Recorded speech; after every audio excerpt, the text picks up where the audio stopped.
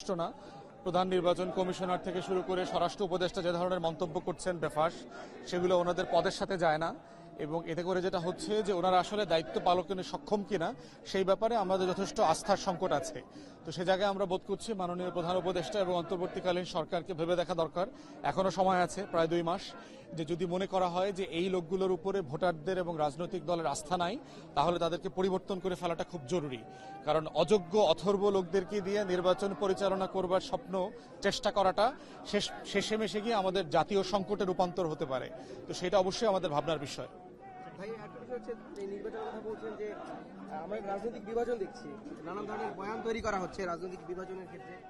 সেক্ষেত্রে এই নির্বাচনকে সফল করতে হলে রাজনৈতিক বিরুদ্ধে কথা আপনি বলছেন, নেতারা আমরা দেখছি বক্তব্য বিবৃতিতে বলছেন, কিন্তু বাস্তবে দেখছি যে আসলে সেই এক মিটিং হয়তো বা বলছেন ঐক্যের কথা, অন্য একটা মিটিংয়ে গিয়ে আবার দেখা যাচ্ছে সেই অনেকের কথাই আবার বলা হচ্ছে। দেখেন হলে আসলে একটা সুষ্ঠু নির্বাচন সম্ভব হবে কিনা? দেখেন, মোটা দাগে রাজনৈতিক দলগুলো পার্টিকুলারলি গণ অভ্যুত্থানের পক্ষের শক্তিগুলোর মধ্যে মোটা দাগে একটা ঐক্যের জায়গা আছে।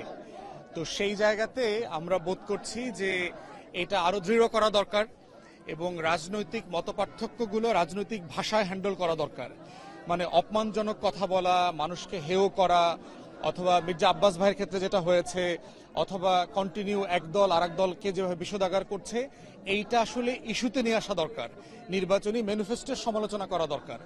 দল আকারে এই সমালোচনাগুলো করলে যেটা হবে, দলগুলোর ভিতরে বিভেদ তৈরি হবে। আমরা চাই নির্বাচনের আগে এটা না হোক, বরং হচ্ছে গণ অভ্যুত্থানের পক্ষের শক্তিগুলো সবাই জুলাই সনদ নিয়ে কথা বলুক, নির্বাচনের ইশতেহার নিয়ে কথা বলুক, কে আসলে নির্বাচিত হলে কি করবেন, সেটা করার ভালো খারাপ এই জায়গাগুলো নিয়ে আলোচনা করা দরকার। দ্বিতীয় বড় চ্যালেঞ্জের জায়গা হচ্ছে প্রশাসন। রাজনৈতিক দলগুলোর জায়গা যেমন আছে, প্রশাসন এবং নির্বাচন কমিশনকে আমরা বারবার একই কথা বলেছি যে প্রত্যেকটা সংসদীয় আসন ধরে রাজনৈতিক দলগুলোকে নিয়ে একটা লিয়াজো কমিটি করা, তাহলে আইন শৃঙ্খলার ব্যবস্থাপনা করা, নির্বাচনী আচরণবিধি দেখভাল করা, এর প্রত্যেকটা কাজ অনেক সহজ হবে।